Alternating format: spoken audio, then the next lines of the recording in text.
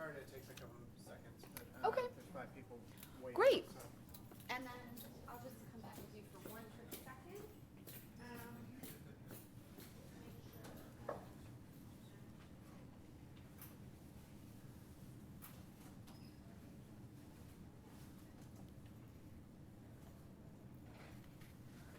Well, I started, it takes a couple seconds, but Okay. there's 5 people waiting. Great. So.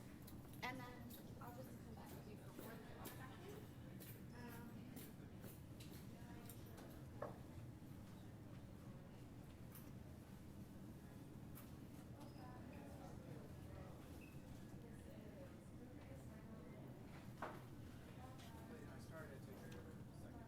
Okay. there's 5 people waiting. Great.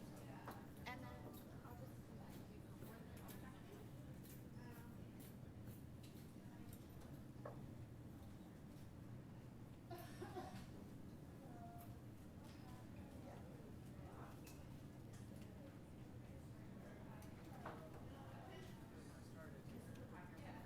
Okay. Great. And then okay. So many people. Okay, welcome everyone. We're going to start in about 1 minute, and you might be wondering why I am speaking on a microphone to this group of people. Well, we are also live streaming this to all of our 12 participating universities. So I'm going to ask for your cooperation, and if you have a question, please raise your hand and I'll give you the microphone because your questions are so important and informative. We're going to start in about 1 minute, no matter where they are in the world, to hear them. So yeah, we'll give it another 30 seconds and then we'll get started.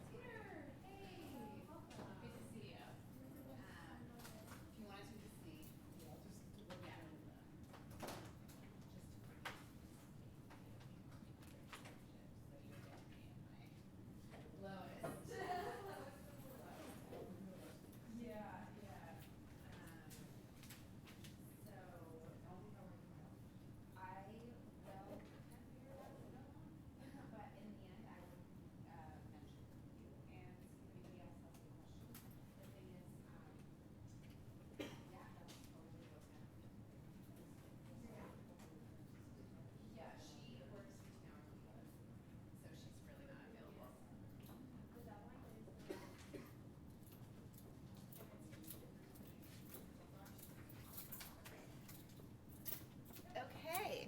Without further ado, this is the moment you've all been waiting for. The Big Ideas final writing workshop for the pre-proposal.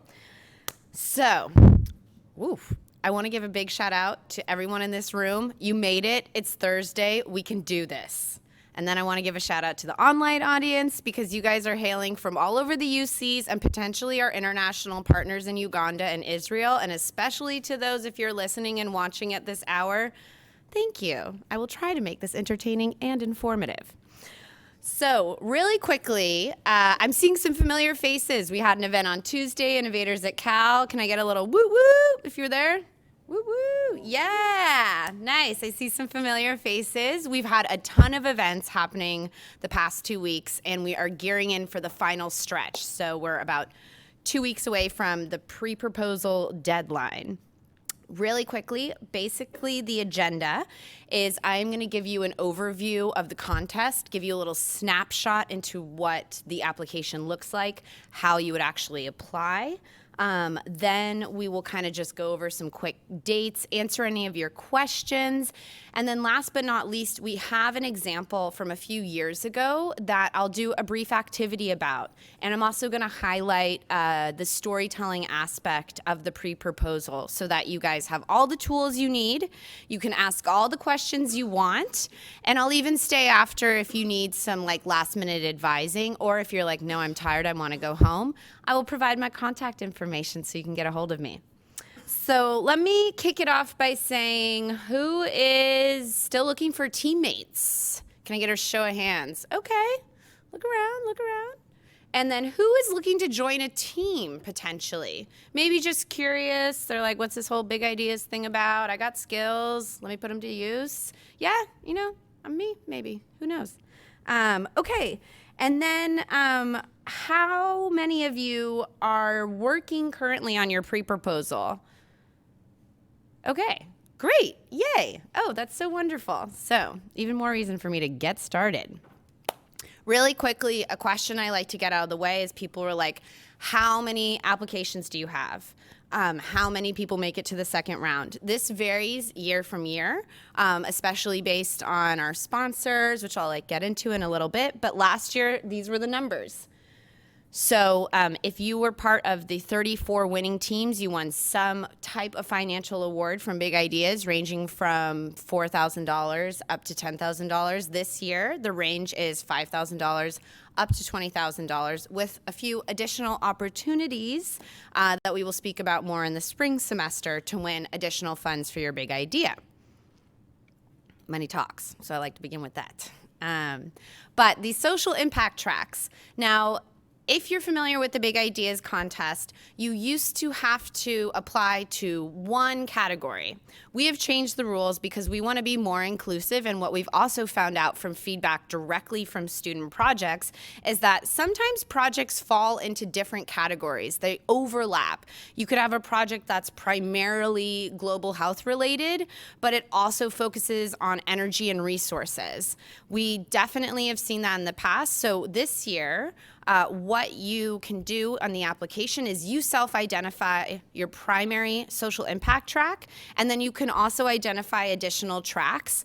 And there's nothing that is good or bad about any of these tracks. It just helps us figure out who are the best people to judge your pre-proposal. So we use those self-identifying metrics that you tell us, and we pair you with judges that have a background closely related to your pre-proposal. Let's look at this timeline. So if you made it here, yay, very good. As I mentioned before, we've had quite a few activities. We are at the second and final writing workshop, and the last few activities we have is next week we have an industry advising clinic that is going to be taking place in this room. We've got 9 different professionals from all different categories coming in to give you one-on-one objective feedback on your pre-proposal idea. You can sign up if you go to bigideascontest.org/workshops. And then the final haul before the November 20th deadline is we have the editing blitz. And so although we have advising from now until basically the end of time, because I love giving unsolicited advice, we do use the editing blitz on the 18th and the 19th to just focus on editing your pre-proposal. I wanted to note that Big Ideas staff advisors like myself, we are not judges. We work with the judges, but for ethical and common sense reasons, it wouldn't make sense for us to be judges. So we will pass along information that they have told us, and we will edit your papers or your pre-proposals with our judging hat on, but just wanted to let you know that we are not the ones that are going to be judging your proposal. Yes, can you hold on one second while our fabulous Vanna White brings down the microphone? That's a reference from Wheel of Fortune. I don't know if that's relevant now. Is it?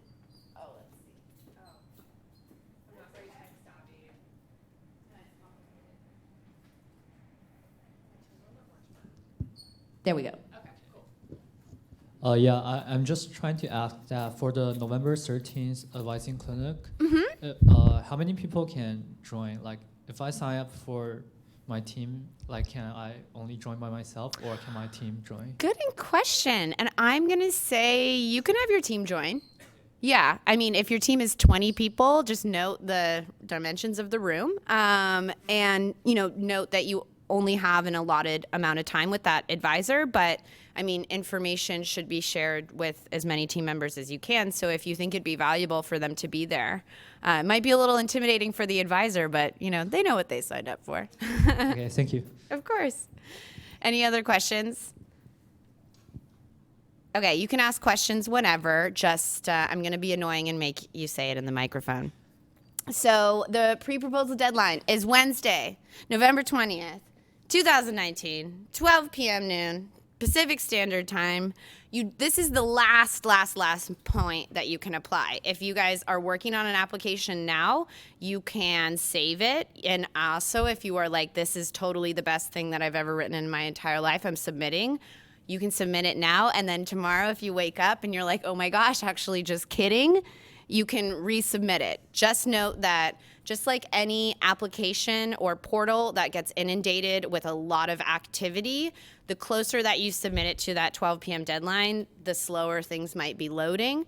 If that's the case, just email us. I mean, you wouldn't believe this. We're much nicer than you think. If you have a problem, let us know earlier rather than later. And more often than not, we can find a solution for you.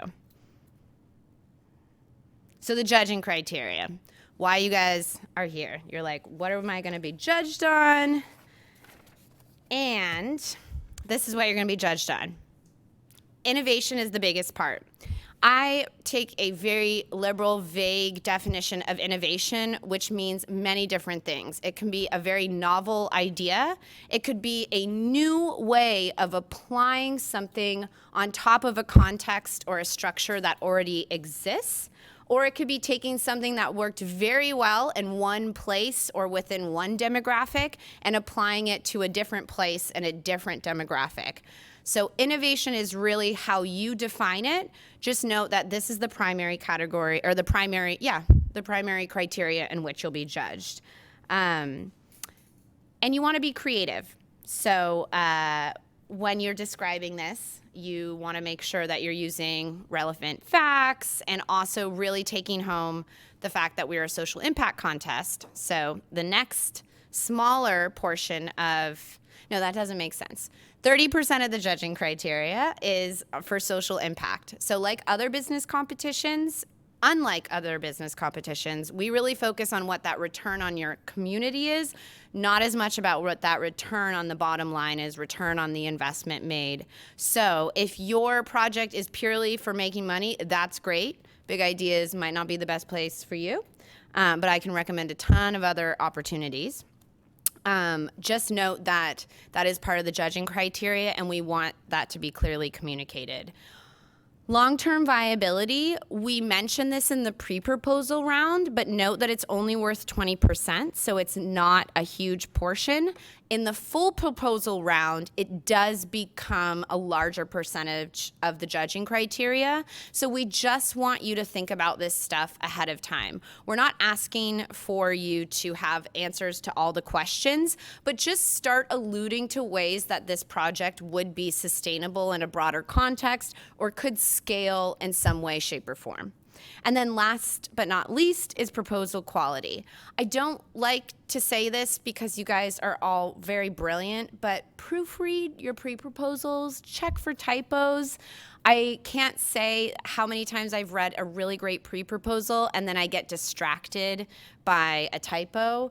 And if you have any problems, please come to me. I've edited hundreds of these. My colleague Philip has edited thousands of these. And it's always nice to kind of get a outside perspective. And also, when I talk about proposal quality, I think it's good to mention you want to write for a generalist audience. So I did say that we're going to try our best to pair your pre-proposal with judges that have a background that's related to your pre-proposal, but don't write assuming that they understand these super complicated, innovative new ways. If you've got acronyms, spell them out. If you're using technical language, have somebody that's outside of your discipline read it over and be like, yeah, that makes sense.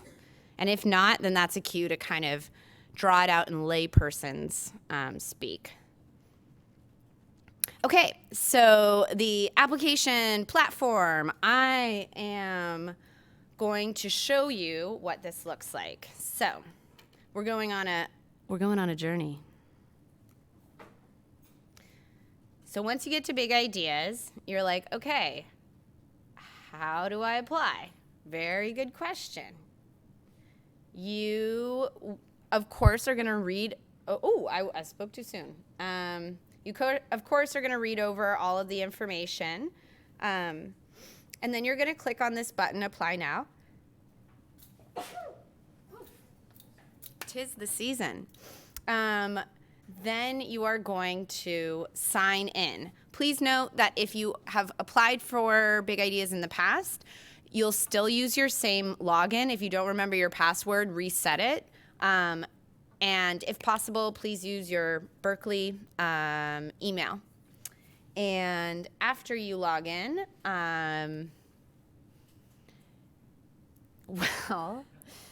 you want to check and make sure that the login is correct. This is not my computer, so I am only going to try one more time. And yeah, pressing a button twice, expecting a different result, probably not going to work.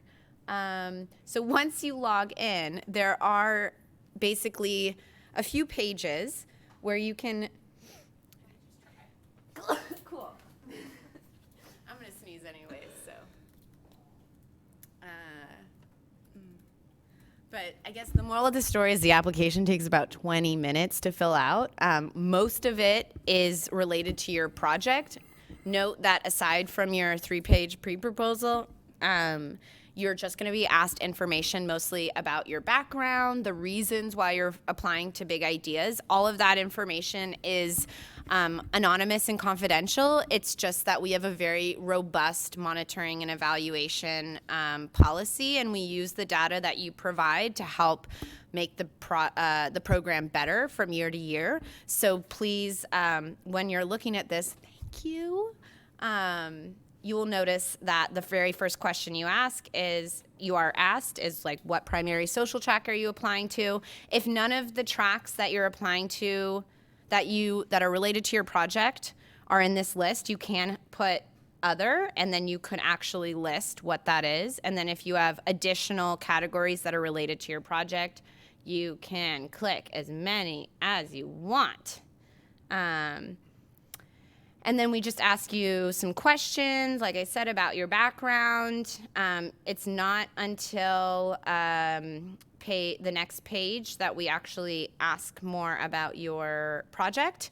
Note that on the application, we're only going to ask about information about other student team members. So if you have non-student team members, that's fine. You just won't put them in this part of the application. And so the other thing is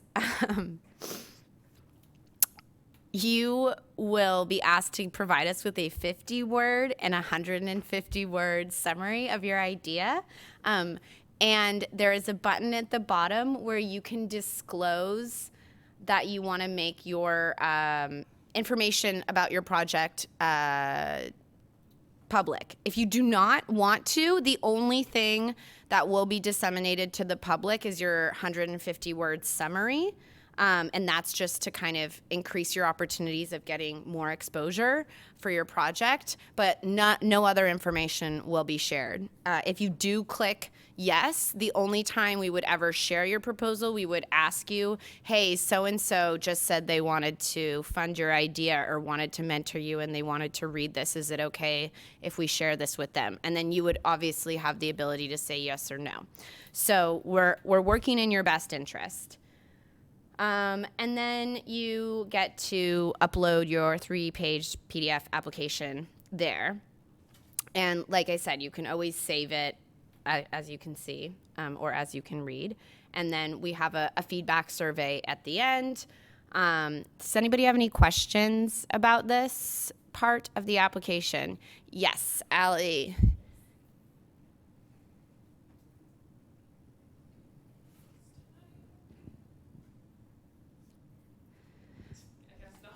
No, it's cool.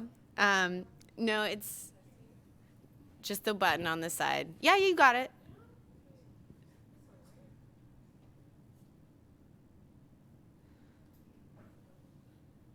I could serenade you guys if you want, but I wouldn't want to torture you. Worst case scenario, I can repeat questions too. I'm really good at that. Hello. Yay! We did it. Great. Thank you. My question was just that I read somewhere that a budget has to be included. Very good question. And the answer is not in the pre-proposal. I really hope my next slide. Yeah! No need to include a budget in the pre-proposal. And you're like, what? Yeah, you heard that right. You are being judged on the potential of your idea. Therefore, the judges know this ahead of time, that including a budget is not necessary nor required. I'm going to repeat it like a million times. We really are an early stage student-led social impact competition that focuses on the potential of what could be. So as long as you have met the 3-page limit, you have talked about your idea, and the formatting and the layout is flexible, and you've met the criteria that the judges will judge your project on, then that's good.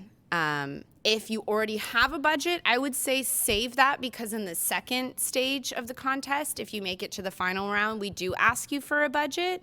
But as I mentioned before, 40% of the criteria is on innovation, so really focus on that. We got another question. Where's the question at? Okay. Thank you. Okay, test. Okay, we're good. So are there like example pre-proposals online on the website? Oh my gosh, I'm so glad you asked. Not only are they online, but we brought some for you. Oh, okay. So, Allie, can you bring him a pre-proposal example, or Mimi can? And then if you go to the website and you look at let's just do it together, because I want to make sure that you guys have these resources. So if you look at the application requirements, that looks good. You will see that those are the 4 different things you need to include in your pre-proposal, and we have 3 pre-proposal examples that you can click on and you can see. So the one that we're going to be working on tonight is the first example, and it's called Pika Pen, but we have different examples from different categories. So, okay. I've talked about these 4 elements, and you're like, what are they? The four elements start with the problem statement. Is basically you want to give an analysis of what your problem is, and you want to use relevant research and statistics on the problem. So what does that mean? You could say something like, water is really important for life.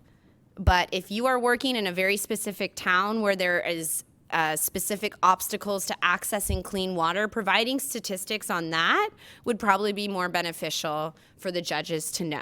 So make sure that you use any evidence or statistics in a way that will actually engage readers. And then note that all this information is on the website as well. But personal anecdotes work really well too. As you'll notice from some of the examples, and some previous big ideas winners have said something like, imagine Maria. Maria is a student. She's in this situation. Something happens.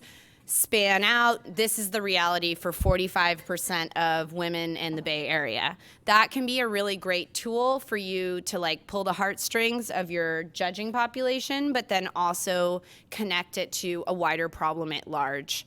So if you're working in an area where there's lots of complexity, whether it's socioeconomic, cultural, political, sometimes using a personal anecdote can be really effective. Any questions about problem statement? Cool. landscape analysis. So I already did a workshop on this. I'm not going to talk about it. Just kidding. No. We did focus our last writing workshop on the landscape analysis. I offered some different tools on how you could approach creating your landscape analysis. The landscape analysis goes by many names. It could be existing solutions, market landscape, competitive landscape. No matter how you call it, we basically want you to know that you have investigated, researched other people in your field. Some of these people could be competitors, but what we highly recommend is don't talk smack about your competitors because you're early stage. These people could potentially be partners, collaborators, or more. So you don't want to, when you're examining the gaps of the existing solutions in your field, you don't want to get too personal. You just want to expose that their solution doesn't address all of the different issues that your solution is actually addressing. Does that make sense? Cool. And then proposed innovation. This is where you want to woo your readers. And by woo, I mean you want to engage them. I think it's really funny that we live in the 21st century where people are simultaneously have zero attention span but love a good story. It's kind of weird. However, that is kind of why we have the Big Ideas 3-page pre-proposal, is not saying that people don't have big attention spans, but we have judges that are volunteering their time. And we also note that people don't read as much. So you want to make sure that you're engaging this reader. I tell a lot of people, especially people that have come from non-American contexts, American English, we write very confidently, like anything in the world is possible. So I would say put on this type of hat when you're writing your pre-proposal, is really convey that because this hasn't happened, the possibilities are limitless. And just you want to really engage your reader to be like, yeah, if I give them these resources, if I help them move to the second stage, then I know that they can make this happen. So note that this is the section where you could really make an impression on your reader. But I know this is going to sound a little contradictory, but since we're early stage, we are very cognizant of the fact that you have not figured everything out. So I do challenge writers to not only woo the audience, but to be very honest about the stage they are in the competition. And I do this by best highlighting an example. I once had a project where he was presenting the project in a way where he was showing me all the accolades, all the awards he had won, and the way that his proposal read, I was like, wow, it sounds like you've really figured it out. What can Big Ideas do for you? So I would say that sentiment is probably what the judges would think as well, as you don't want to get into the crosshairs of writing so confidently that you figured everything out that a judge would say, oh, well, I'm sure they're going to be fine on their own. However, since Big Ideas focuses on early stage projects, probably want to focus on other people that have highlighted their challenges. That being said, call out a few specific challenges, not every single one, but a few that you would just like to work on. So let's say that you're trying to identify key customers. Well, a way that you could utilize Big Ideas resources is saying, I'd really love a mentor that could help me identify my key customers. Judges get really excited when they read proposals and they think that they could directly help with one of your challenges. So as much as you're wooing the audience, you're also allowed to be honest about the stage that you're in. And then the team bios. So this is going to sound pretty self-explanatory, except for one caveat, is that if you do not have a team member on your team and you are still looking for a very specific role, you could actually list this magical person and just write still recruiting or open to recruiting, something like that. I've had many Big Ideas teams go from the pre-proposal stage to the full proposal stage and have zero or obviously one person on their team in the pre-proposal stage. And by writing those little job description, if you will, in their team bio, we helped pair them with additional team members. So by the time they were in the final stage, they had a better rounded out team. And so as much as we have events like Innovators at Cal, and I get students emailing me asking, okay, do you know any students with XYZ skill sets? This is also your opportunity for a wider network of judges to kind of start doing that matchmaking for you. So take advantage of it, but obviously the easy thing for me to say is keep it within 3 pages. Note that your citations and endnotes or any of that, those are not included. So 3 pages means all graphics, all of the 4 elements, but obviously if you've done research, we're not going to hold that against you, so that's not included.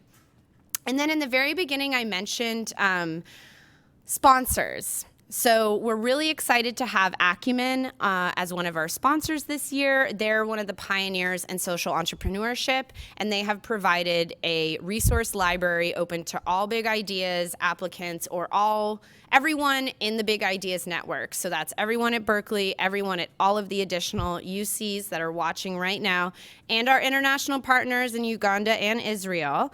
So as long as you use this link, you get access to their free resource library, and I highly recommend just signing up. You might not need these resources now, but they have courses and videos and templates and what do you call it? Like sheets that are already figured out for you that help you figure out prototyping, help you figure out identifying your market, doing a competitive landscape analysis. So I really like to use Acumen to kind of plug and play what I need for my pre-proposal, so I recommend you guys do the same. And if you don't use this link, you have to pay for these resources, so take advantage of it. Why not?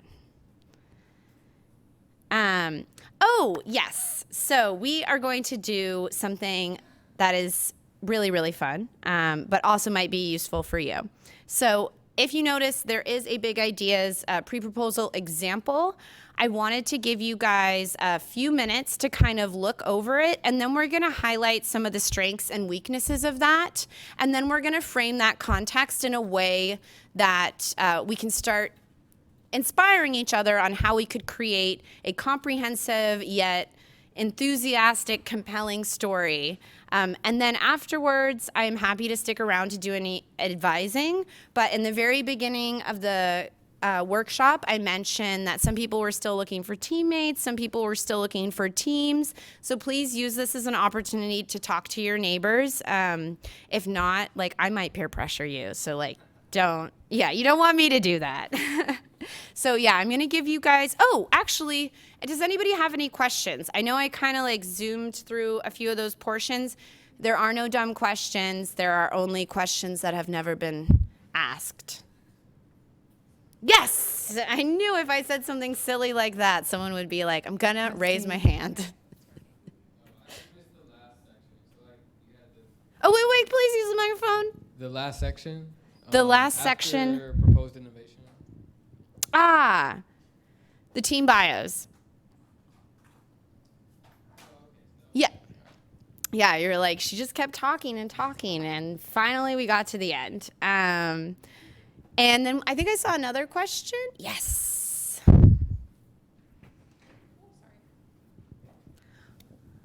Because this year, you can apply for different social impact tracks. How is it? How do the judges see that? Then is it just the primary track? How do they judge that? That is a very good question. So basically, we use the criteria that you give us to try and match you up with as many of the social impact tracks that you have in common with somebody else, but we will defer to the first primary social impact track. So let's say you are doing you've decided your first track is art and social change, and your second track is food systems and energy and resources. If we can find somebody that has all 3 of those, we will. But because you've indicated that your primary track is art and social change, we're going to try and find somebody primarily with a background in that, and then secondarily has experience working with that. So we might preface it with, hey, we want to give you this proposal, and the main category is this, but it also talks about that. And they could say, yeah, that's great because I spent some summers working in this area. Or they'd be like, I don't think I'd be a great candidate for reviewing that. Questions all around. Can the same person apply for 2 different teams? Yeah, absolutely. You can apply for Big Ideas with as many unique proposals as you want. You can also apply and be on other people's teams. But the caveat is that every proposal that you submit has to be unique. So if you submit 2 proposals and we find out that they're really related, we'll probably ask you to choose between the 2. But if you are the team lead on one proposal and then you are a team member on another proposal, that's a different story. So is it 1 judge per proposal? No, Okay. every proposal will get about 5 to 7 reviews. Okay. So it is quite it's a very comprehensive process. We're very proud of it. It does take a little while. Please be patient with us. We want to make sure that you get great feedback. And the cool thing that I did not mention is regardless of whether you advance into the second stage or not, everyone gets feedback on their idea. So if you are passionate about this idea in whatever context, it really doesn't hurt to apply because no matter what the outcome, you're still going to get 5 to 7 industry professionals that are going to review your pre-proposal. And, let me get that question in the back, and then I'm going to give you guys a surprise. But you got another question, so I'm not going to take away the mic from you. Let's see how to put this. It seems like the idea you have has like multiple sort of effects, like it solves multiple problems. Like, is it better to like kind of talk equally about each of them, or focus on one specifically? I would say there is high risk and high reward to either approach. That question, I feel like I'd want to take offline just to kind of understand your specific context. I don't feel like there are benefits and disadvantages to either way you look at it. But if you are doing it just for the sake of making sure each element is equally explained, don't do it just to be fair to all of the different elements or categories that you're touching on. Really focus on the ones that you think is the priority. So if you're like, oh yeah, it's climate change, but also people can get things a little faster, you're like, okay, let's weigh those priorities. And then thank you, Allie.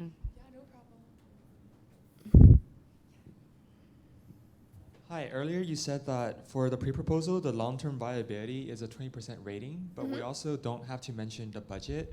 So I'm wondering if long-term viability includes economic viability, or is that something that we shouldn't be so concerned about at this stage? That you should not be so concerned about in the pre-proposal round. However, it is a part of our lives. So I think it would be silly not to be cognizant of it. So what I had mentioned before about Big Ideas being primarily a social impact contest is obviously if your product is offered at a cheaper rate, that could have a huge impact on the community that you're trying to solve. But by saying that the economic viability is only going to affect you and the potential investors, we're not as concerned with that. So if part of that long-term viability means lowering the cost of something or making something more accessible economically to a population that previously didn't have access to that, great point. But if it's the other thing I said, don't include it. Yeah.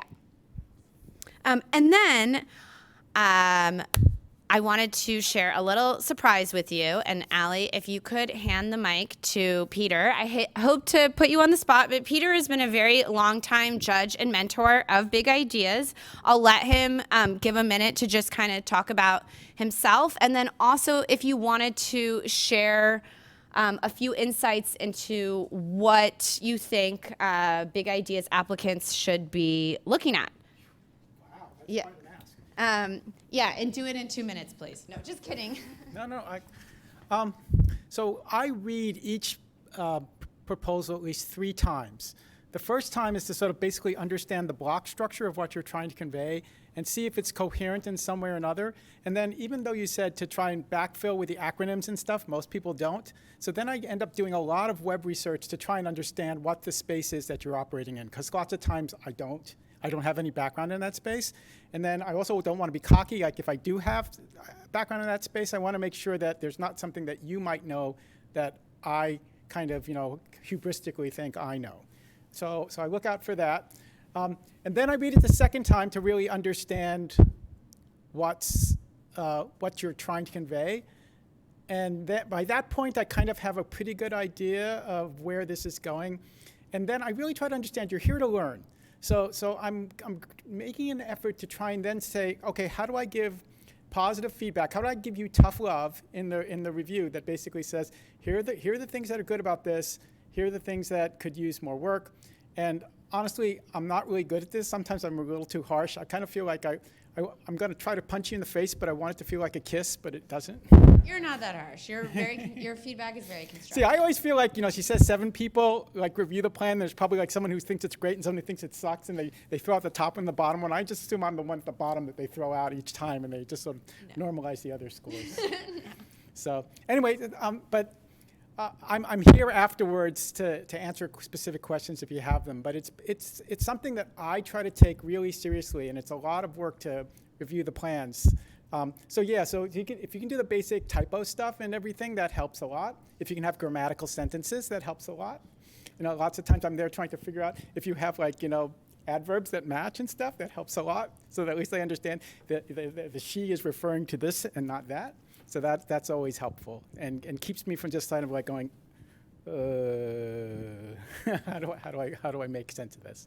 And then Okay. I'm curious, I guess, just for general knowledge, what keeps you coming back to big ideas? That's a great question. So I think it's because the nice thing about you guys is that there's a kind of a freshness and innovation that you don't, there's something about not being encumbered by all the stuff us old, crusty old guys know. That gives us an opportunity to sort of see something innovative that we otherwise wouldn't have thought of. So the world's moving very fast at this point. The rate of change in the course of our lives has been pretty steady, and in the last few years it's kind of gone hyperbolic. So there's all sorts of stuff that's new on the horizon that we have no idea about at all. Like, what's this Instagram thing, for example? No, just kidding. Okay, so they're in the middle of some sort of powwow. Okay, do you guys have any questions for me? Go. Hold on, I will bring you the microphone. Thanks. So outside of typos and grammar, is there one mistake that you see more commonly than others that you sort of roll your eyes when you see and that's maybe more easy to correct? So sadly, most startups fail to fully survey the landscape of existing solutions before falling in love with theirs. So there's this sense that basically they put on blinders very quickly and say, this thing, I know it's the greatest thing since sliced bread, and they totally miss this other idea that's like doing exactly what they're doing, or something similar that occurred 2 years ago that was very, very close to what they were doing. So at this point, I've been doing, and you see the same ideas again and again and again. So just be a little more rigorous about how your idea is different. Do a comprehensive survey and ask the hard questions about what else is out there. Other questions?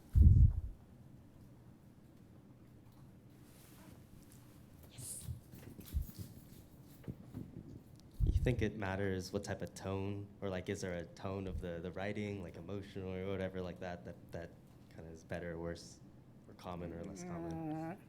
I think it's okay. I mean, sometimes I see someone write they're a little too sure of themselves about it, but it's really okay.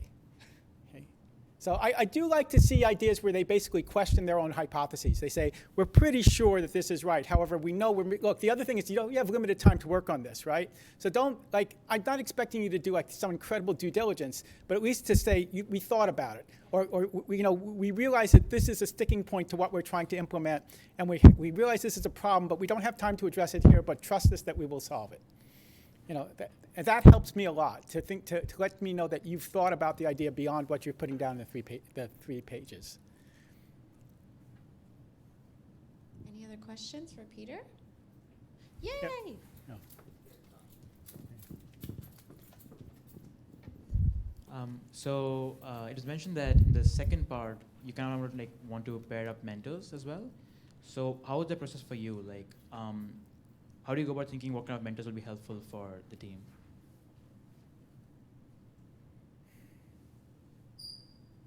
You mean in terms of like absenting? Yeah. So for example, if there's an idea, and if they say if it's not clear enough that what kind of help they need, what is your thought process of kind of allotting a mentor to the team or the idea? Okay. So the big ideas, you can be a judge and a mentor, but big ideas will pair you with a mentor in a very separate sense. So I think that part, like the first part of how do you know, like what, actually, can you repeat the first part of your question? Because I think Peter could answer that. The second part, big ideas, plays the matchmaker. Right, yeah. So So just like kind of clear out my question a little bit better. So when you're reading a proposal, how do you what is the process where you kind of figure out what kind of help will they need going forward? So in my feedback form, there's a point where they get to see some stuff that you don't get to see. So I basically tell them, hey, I know that this team can get help. Like I know somebody deep in my address book who can help this team. If you think it's appropriate, I'll make that connection. Or I'll say, I have some domain background in this area. If you're willing and if the team's willing, I'm happy to meet with you in the Big Ideas office to talk about it more. So, and I've done that a lot. So, okay, so I'll just... Peter's been a great resource. And thank you so much. I got 2 mics. I don't want to drop any one of them. Yeah, maybe. And do we have any other questions? Okay. I'm here. Yeah. You can give the mic to Allie. Oh, wait, we got one in the back. No, I love it. I love it. This is great. So what if you already have a kind of mentor in mind? Like Yeah. say you already have like a... Even better. Okay. Even better. So I'm sorry, I like skipped ahead. There's so many different elements of big ideas. Here's really the rundown is like, up until now, you can identify mentors that you want to work with. You can identify teammates you want to have. Has to be included in that 3-page pre-proposal application. If you move to the second round, we will then send you a form that's kind of like your mentor dream wish list. And we've had previous big ideas winners say like, usually big ideas gets it right. So we've got amazing people like Peter who will, if he can't do it, he can reach down in his Rolodex and find somebody, or we will like search through our network of hundreds and hundreds of industry professionals and academic providers and all these other people. But that part doesn't happen until after the pre-proposal round concludes. Nevertheless, my favorite part about the job is that we want to set up students for success. So if you are looking to meet with somebody in particular, just like let us know offline and we can try and make that happen. Yes.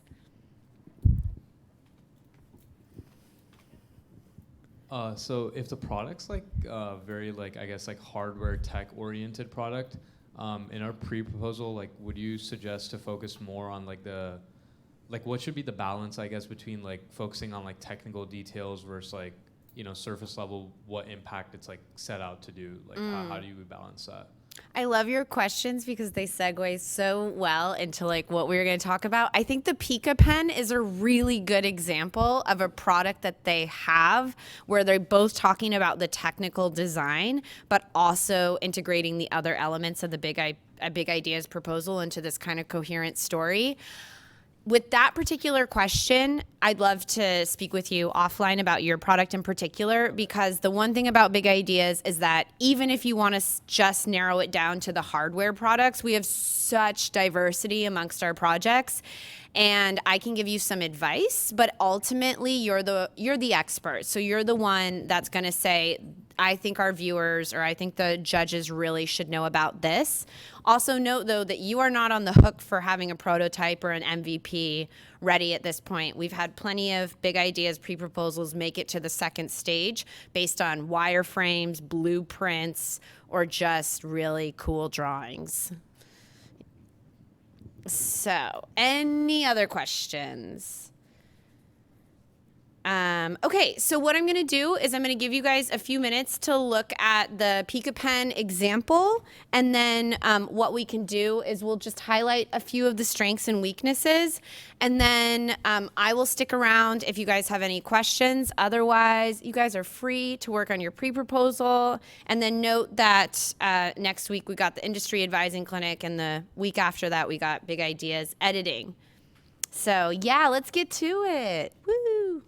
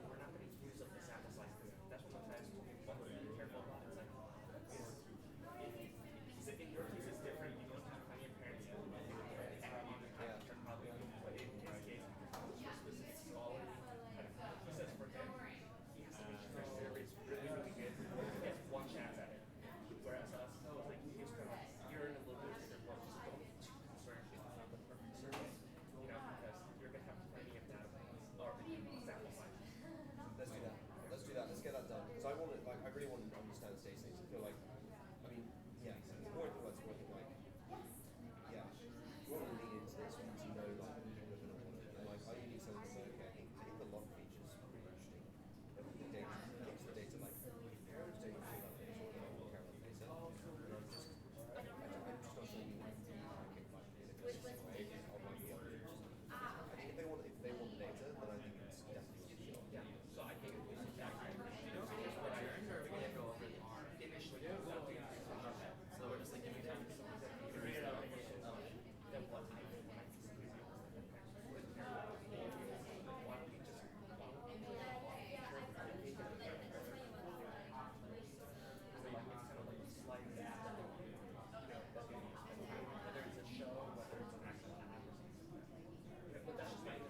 So I think stuff like that already exists for iPhone, and that's in the like look at settings. Someone was saying, when I was using this iOS thing, I don't know if anything exists for iPhone, but that could be it's like a project, like because that's iOS you can't even do what we're talking about with the lock features. But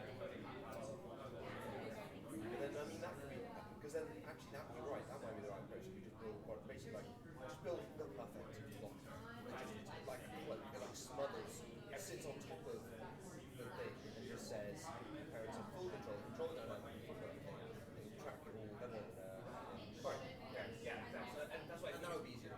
And like that could be really easy. It'd be a simple user interface for the parents, and then you just basically control it. You could do that. That would get around it. I kind of want the game thing, but I'm also very conscious of it's also like this one on the game thing alone, that's going to be without like a real certainty data, it's going to make sense. I just think that when this goes, I just don't think we'll be able to like we go to right. Yes, well, yeah, I see what you're saying. So how about this? So I think very valid. That's something they're not going to get much, right? That we have more of our answer, and if they don't, then we also have an answer that we should maybe that time never know. Right? That's good as well, yeah. Because I mean that's kind of the two things we want to find out. It's like which is actually relevant to right? Is like you see this is the other type of use case. Video games have changed two things. This game came out. I'd like you to this YouTube video untitled use case. It's just a changing paradigm. I can't wait to find something shifting. Something that's shifting. Untitled Goose Game is basically Grand Theft Auto View of Goose, and it's like one of those popular games. So just watch on YouTube, like 5 minute video, just understand it. And we want more point fair game than Call of Duty. It's like the most dark game of all time.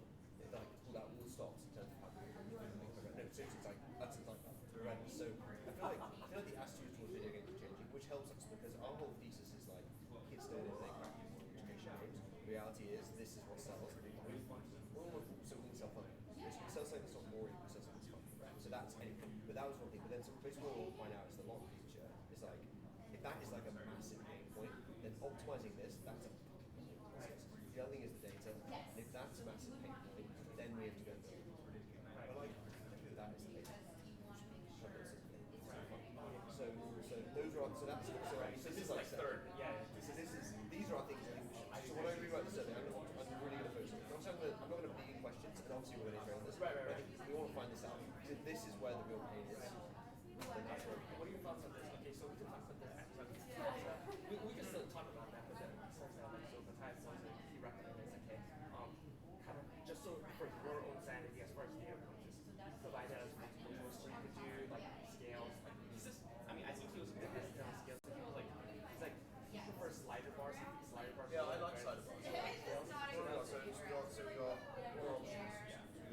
multiple choice. Yeah, he said multiple choice because that's the easiest to get data points. And we give you option for the other boxes you can tag to the answer. That way if there's something that doesn't fit, like the answer set. A small endorsement, a slider bar, and then free speech, free text. At the very end. Like, he said minimize those. Really?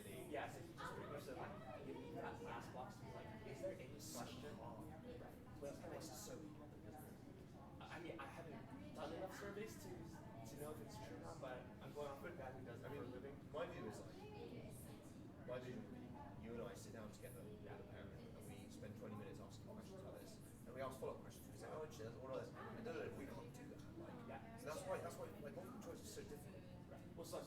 So he didn't put that. He said, if you're able to do one-on-one and talk to them, that's different. Because that's a conversation. He says, as far as collecting data, this is probably the most objectively efficient way to do it. Because if you leave it to people to type in their own response, you're going to get all sorts of different answers that you're going to have to quantify. Because what one person says might be how many questions? He says, number of questions don't matter, it's how long it takes. So less than 10 minutes. Time, less than 10 minutes. Yeah. So maybe, I mean, where I'd probably land is, so free text, I think, to maximum 2. Yeah. One's fine. I mean, the other box I'm not counting, like maximum 2. Otherwise 1. And then free text. I know, yeah, okay, and then slide pass. I mean, I guess the reality is, like, we can ask a couple of questions around actually these, basically, Sure. Okay, right. Are you on Alton? Yeah. I'm actually going to have to try and catch the back end of this blockchain thing, just because. Oh, yeah. You'll probably see Brad there, dude. Yeah. Well, I wanted to ask him about service as well. Yeah. You'll probably recant the conversation I just had with him this afternoon. Yeah. It turned into from a lunch with Kumi into we bumped into everybody at then we went to Free House. We should. There'll come a point where we should start thinking about.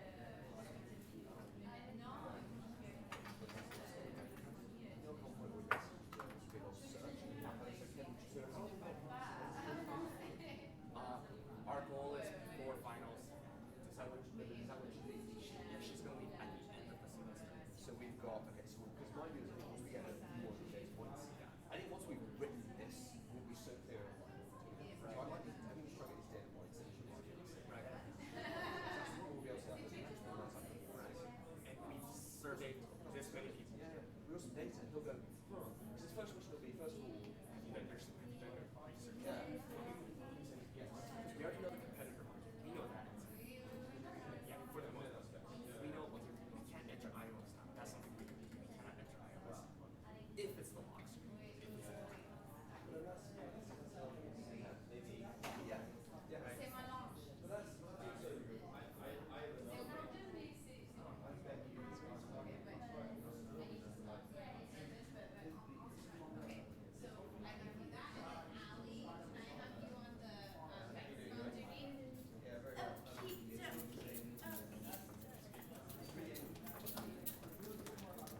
Okay, guys. So we're going to just talk about the Pika Pen pre-proposal. And the reason why I like this pre-proposal is not because of the pictures, but because it shows how, at the time, they had not built this actual prototype, but they described it really, really well. I'm also curious to see, and I've read this pre-proposal like 15 million times, but I'm curious to see what you guys thought about it. Like, raise your hand if you thought it was a really, really, really, really great pre-proposal. Okay, you guys are so nice. What if you thought it was like a pretty good pre-proposal, like told a pretty good story? Okay, and then some of you, did anybody read it and be like, God, this is painful to read? It's okay, this is a safe place. You're also being recorded. Okay, so then let's jump into it. Can anybody name something they liked, a strength about the pre-proposal that you thought was helpful as a reader?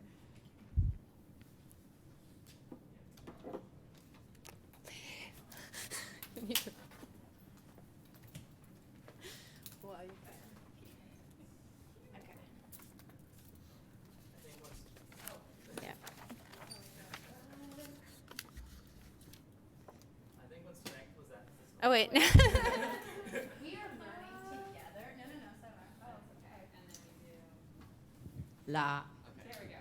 Okay. Thank you. Just press the top button. Okay. I think one strength was that, especially in the landscape analysis, they went into a lot of detail on many other related companies that already exist and addressed how they're different in a very elaborate and detailed manner so that the judges know what exactly about them makes them unique. Very well said. So just like detailed landscape analysis, that's really, really important. Does anyone else want to highlight any strengths that they saw in that pre-proposal? Yeah. You talk about like the 4 goals that you want to focus on. That's pretty specific, I think. Yeah, I thought that was great too. Is somebody asked a question on like, what do we focus on? They actually numbered it, and that's a really easy way for a viewer to know, okay, this is what you're prioritizing. This is what we should care about. How about the statistic? Oh, yeah, no. Let's get, sorry, I spoke too soon.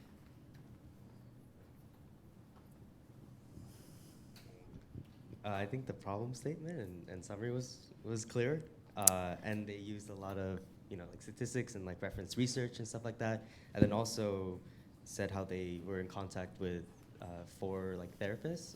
And so, Yeah. like, they had experts and talking with them, getting like feedback. That's there. great. So I think that was good. Yeah, so they use statistics, but also interviews, so that's like mixed method research right there. You've got that data, but then you also have that feedback that you can't put into zeros and ones. So that can be really powerful. I don't know if I mentioned this before. Big Ideas comes in all shapes and sizes. If you have done any research or customer discovery, any work like that, that is gold. We cannot refute the research that you have done on your own subjects or pertaining to the own problem you're trying to solve. So if you have it, use it. If you don't, that's okay. And then any other strengths? Okay, let's talk about the weaknesses. I got a few. What about you? You guys are so nice. I love it. Let me highlight one. Did you guys look at the bios and notice that all of the team members are engineers? Now, if this was solely an engineering project, that might be useful, but this covers a lot of different categories. They're talking about children. They're talking about children with learning disabilities, in particular autism. I don't see any bios that have anyone with an education background. They mention these therapists, but once again, these bios are the last spot that a judge will look to see how are people's complementary skills combining forces to really solve the problem at hand. So I want you to think of yourself as a whole person. There's things that you put on your CV, on your resume that you want to get out there, but that is not the entire person that you are, and Big Ideas wants to really value you as a whole person. So I tell people, let's say that you're pursuing an idea in a very small village in a very particular country, and you spent your summers growing up there because you had family there. You might not put that on your resume, but if you're choosing to start in that spot, we absolutely want to know why you have chosen that location. So use that in your bio. Say like, yeah, I spent summers growing up here. I know the community really well. I speak the language. Those things are stuff that we think are really valuable. And if you have a team that has a few different people with the same skills, try and highlight their skills in different ways of how they could potentially contribute. Also note that if you don't have anybody else on your team, that's okay, and I already talked about that.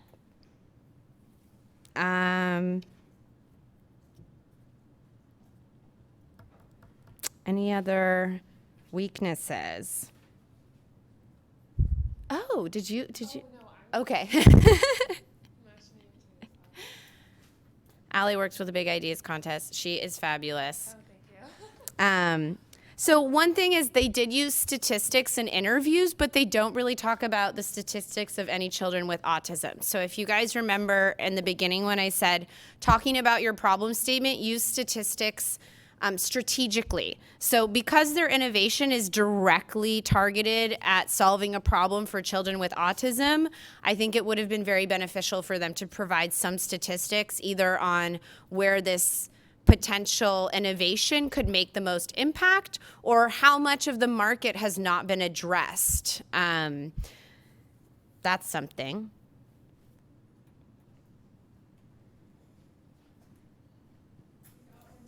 Yeah.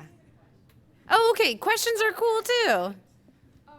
So they did mention that, according to the CDC, that a certain amount, 1.5 million Americans are affected by autism and stuff. So how much of the statistics do you think would have been better? What should they have included other than that?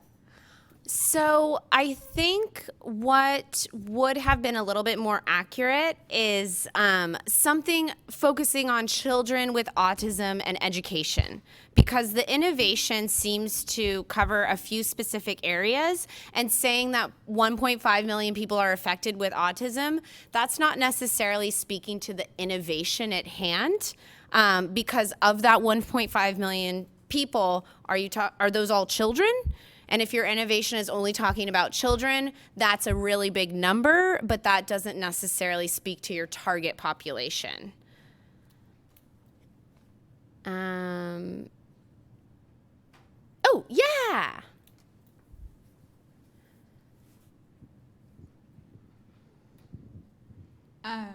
So when I was reading it, I was thinking kind of along the same lines that this solution could help a lot of people with a lot of different, like a lot of people. And it wasn't clear to me necessarily the connection between autism and handwriting and why we would be focusing on that.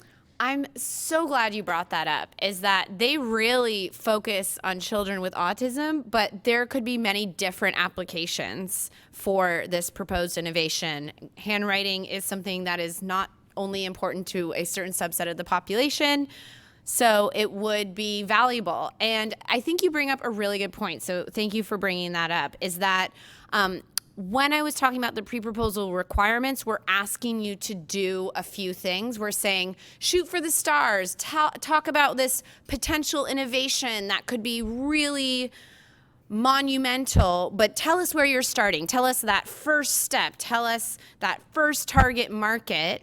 You're allowed to say, you know what, our first target market is children with autism, but we see this having an effect in many different areas. Not only are you opening your innovation up to potential long-term viability, you're also getting the judges excited about what are those other potential uses. And even with your comment about how this innovation could be used in other ways, I started thinking about all the ways I could potentially use this or recommend it to other people. So it is a delicate dance and balance by trying to talk about really big potential change while also narrowing your scope. So if you do have any issues with that, I am more than happy to stick around and answer any questions. But I'd love to answer your question. Thanks. So I know for the pre-proposal, not meant to focus too much on sort of the economics and the business plan, but there is something in the long term. And I have a question then. Do you feel like this is a weakness here, is that they maybe don't focus on that too much? I know they say they'd want it to be cheaper, but they don't really address Oh, anything on that. yeah. I mean, do you think that's a weakness in here, or do you think Yeah. this is kind of fine? No, I think that is a weakness. I'm glad that you brought it up. I don't like bringing that up because I have already told you many times that the economic viability is not super important, but they are creating something that is quite innovative. It's going to require a lot of parts. They're talking about potentially impacting many people. If that price point is like $700, $800, you've already knocked out a huge part of the market. So the point that you make, I think, is really crucial, is not talking about the economic viability or opportunity to include a larger subset of the population is important, and you want to be I guess, alert to that if your innovation has some of those barriers. Let's say you need to use copper or a material that's quite expensive. Mention that in the prototype it might be expensive, but the goal is to reduce the cost so that X amount of people can have access to it. So as long as you're clearly stating like, yeah, we know that this part's expensive, but we're working on lowering the price point so we can hit our target market, that has both fulfilled, that's gone above and beyond of the big ideas requirements, but that's also fulfilled the social impact requirement of just showing that you're not bringing down the cost for any other reason than to increase access, make it more inclusive, or open it up to a population that might not have had access to it before. Let's see. Oh, yeah. And my favorite is that this pre-proposal, my favorite weakness of this pre-proposal is they're great. They made it, they're winners. They gave their public approval for us using this, so it's okay. But they don't really talk about any barriers to implementation. They're kind of like, yeah, we're gonna do this. And so when I've read this, and I've read this so many different times, but on one of my readings, I kind of thought like, looks like they're pretty set up. Like, what is Big Ideas really gonna do to help them? They sound pretty confident in implementing this, which is why I'm sure they made it to the second round. But also, like I said earlier, is if you just pinpoint a few challenges that you would like Big Ideas or a mentor to help you address, I would mention that as well in an honest way, so that you are at least alluding to the judges that you're early stage and that you, as Peter mentioned before, you're making an attempt to try, but you're not saying you figured everything else out. Yes, back at ya. Thanks. Yeah, sorry, I have another question. No sorries. When I Googled Pico Pen, I couldn't find it. Do you have any context as to why in the end they weren't able to launch commercially, or if they did? Ooh. Oh my gosh, that is a really good question. Many times, because Big Ideas projects are so early stage, most of the time the name changes. So if you're trying to actually search within the terms of the pre-proposal, a lot of those things could change. So on Tuesday, we had our previous Big Ideas winners, Back to the Roots. They won because they figured out a method to grow mushrooms in a box. And that was kind of how they wrote this pre-proposal, is they were like, we are gonna reinvent the way urban gardening happens. And they mentioned that over the course of 10 years, they pivoted, they stopped production, they had to go back into research and development.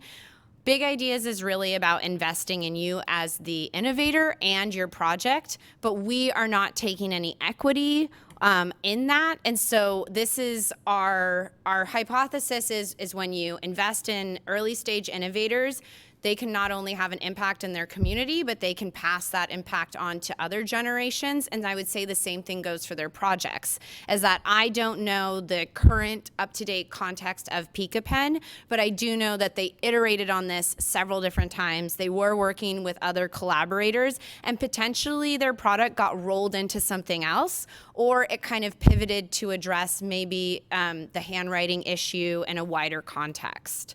Does that answer your question? Yeah, it's tricky because if I were you, I'd be like, just answer it with like one word, but Big Ideas is so diverse that most of the time it takes me a while to answer those questions. Anything else? Oh, you guys have been so great. I don't want to hold you up, so I'm going to stick around. I'm going to say goodbye to our online audience. Did we have any questions from the online audience?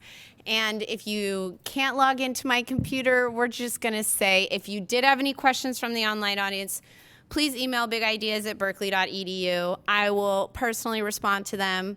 And if not, and you're in the room, you do not have to use a microphone to talk to me after this moment. We can just talk like regular people. Okay, and we're good. So I'm going to thank you, online audience. And you guys are free to go or free to stay, whatever you want. Thanks a lot. Oh, and thank you to Allie and Tristan, our special volunteers. Yay! And Tristan is our Cal Innovation Ambassador. So he has been trained in all of the ways of Big Ideas. So you can equally talk to me or talk to him if you have questions. And Peter's still here too. Yay! So you can ask Peter if he says it's okay.